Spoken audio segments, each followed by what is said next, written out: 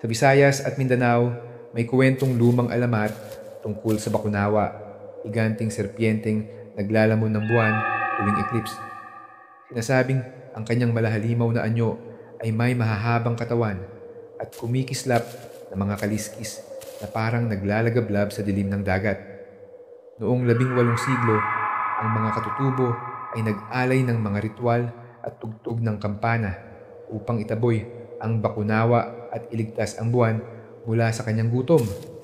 Pinaniniwalaan na ang Bakunawa ay simbolo ng galit ng kalikasan at konektado sa mga elemento ng dagat at bagyo. Sa ilang rehiyon, sinasabing kapag may eclipse maririnig ang malalakas na alon at ang hangin ay tila humahagulgol. Sa iba pang alamat, ang Bakunawa ay hindi lamang halimaw kundi tagapangalaga rin ng yaman ng dagat.